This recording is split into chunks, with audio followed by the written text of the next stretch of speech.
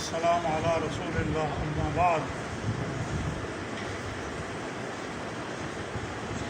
ضماد ازدی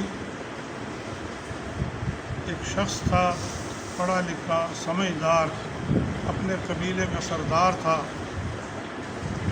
دانشور تھا، بڑی بڑی مجلسوں کو میں شامل ہونے والا۔ اسے جب پتہ چلا کہ مکہ میں ایک شخص آیا ہوا ہے جس کا نام محمد ہے صلی اللہ علیہ وسلم، اور وہ اپنے آپ کو رسول اور نبی کہتا کہ میں اللہ کا رسول ہوں، وہ کہتا میں مکہ آ گیا دیکھنے کے لیے، ملنے کے لیے۔ کہ مکہ پہنچا، میں جس شخص سے بھی پوچھتا کہ یہ محمد کہاں ہے، انہوں نے محمد مجنون، جس سے بھی پوچھا آگے سے وہ یہ کہتا وہ پاگل محمد، روز باللہ من ذالک، مجنون جس کو یعنی دماغی توازن درست سے نہیں ہے۔ یہ کفار قریش نے پروپیگنڈا کر رکھا تھا اللہ کے نبی، کوئی جادوگر کہتا تھا آپ کو، کوئی مجنون کہتا تھا۔ جب بھی جہاں جس سے پوچھا ایک ہی جواب ملا کہ محمد مجنون۔ مجھے بڑا تعجب ہوا، کیونکہ کہتا میں تو لوگوں کی علاج کرتا تھا جن کو کوئی پاگل پن ہے یا جادو ہو چکا ہے یا کوئی بیماری ہے، تو میں علاج کرتا تھا۔ میں نے کہا اب تو انہیں ڈھونڈنا ضروری ہے۔ آخر کہتے میں ان کے پاس پہنچ گیا اور میں نے جا کر کہا کہ میرا نام ضماد ہے، ازد قبیلے سے میرا تعلق ہے، میں وہاں کا سردار ہوں، میں کچھ کلام پڑھتا ہوں تو میرے کلام سے اللہ تبارک و تعالیٰ بیماروں کو شفا دے دیتا ہے۔ آپ کو سنا کوئی بیماری ہے، کوئی تکلیف ہے تو آپ اپنی تکلیف مجھے بتائیے، میں آپ پر دم کرتا ہوں۔ رسول کریم علیہ السلام نے فرمایا آپ یہاں بیٹھ جائیے اور میری بیماری سن لیجیے، میں بتاتا ہوں مجھے کیا بیماری ہے۔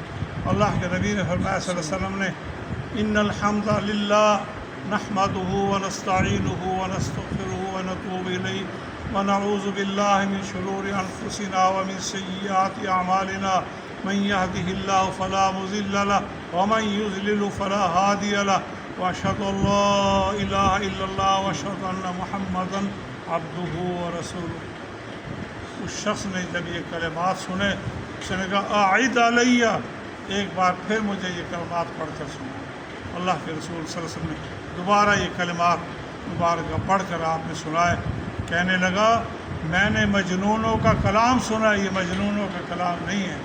میں نے مسحور جن پہ جادو ہو چکا ان کا کلام سنا، یہ ان کا کلام بھی نہیں ہے۔ میں نے بڑے بڑے شاعروں کو، ادیبوں کو، دانشوروں کو سنا، یہ ان کا کلام بھی نہیں ہے۔ میں نے بڑی بڑی مجلسیں دیکھی، کسی مجلس میں آج تک ایسا میں نے کلام نہیں سنا۔ یہ تو کلام ایسا ہے جو سمندر کی سب سے زیادہ نیچے گہرائی والی جگہ، یہ وہاں کا کلام ہے، کسی انسان کی بساط میں نہیں کہ اتنی گہرائی میں جا کر ان کلمات کو، ان جواہرات کو وہاں سے لے کر آئے۔ آپ اپنا ہاتھ بڑھائیے اور مجھے اسلام میں داخل کر لیں، میں مسلمان ہونا چاہتا ہوں۔ اور میں یہ بھی عرض کر دوں کہ میں اکیلا مسلمان نہیں ہوتا، میں قبیلے کا سردار ہوں، میرا پورا خاندان قبیلہ میرے ساتھ اسلام قبول کر رہا ہے۔ اللہ کے نبی صلی اللہ علیہ وسلم سے ہاتھ بڑھا کر مجھے اسلام میں داخل کریں، تو رسول اللہ صلی اللہ علیہ وسلم نے اس کو کلمہ پڑھایا اور اسلام میں داخل کر دیا۔ دیکھیے وہ پرسوں کے سبق میں ایک حدیث آئے تھے من یرید اللہ بہ خیر یفقہہ فی الدین، اللہ تعالیٰ جب کسی کے ساتھ بھلائی کا ارادہ فرماتا ہے اسے دین کی سمجھ دے دیتا ہے۔ اب ایک کہاں دور دراز سے آنے والا شخص جو آپ کا علاج کرنا چاہتا تھا اور خود اپنا ہی کام اس نے کروا لیا، اور رہنے والے قریبی عزیز و اقارب رشتہ دار جن کے نصیب میں ہدایت نہیں تھی وہ ضد اور ہٹ دھرمی پہ قائم رہے اور آپ کو مجنون اور مسحور اور کیا کیا نعوذ باللہ کہتے رہے۔ لیکن اللہ تعالیٰ جب ہدایت دیتا ہے تو اس طرح سے ہدایت عطا فرما دیتا ہے۔ اور کیا پیاری بیماری اللہ کے نبی نے بتلائی کہ مجھے تکلیف کیا ہے۔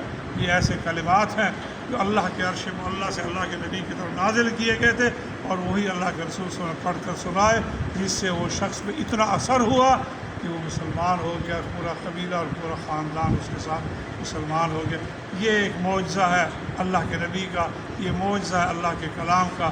ہمیں بھی غور و فکر کرنا چاہیے اپنی زندگی میں، مفت والے اسلام کو حقیر نہیں سمجھنا چاہیے کہ باپ دادا سے وراثت میں اسلام مل گیا تو بس یہ کافی ہے، ایسا نہ کریں، بلکہ کوشش کریں اسلام میں پورے داخل ہو جائیں اور اس پر مکمل عمل کریں۔ یا ایھا الذین آمنوا ادخلوا فی السلم کافۃ ولا تتبعوا خطوات الشیطان، اللہ فرماتا ہے اسلام میں پورے داخل ہو جاؤ، شیطان کے قدموں کے پیچھے نہ چلو۔ اللہ تعالیٰ ہمیں عمل کی توفیق عطا فرمائے۔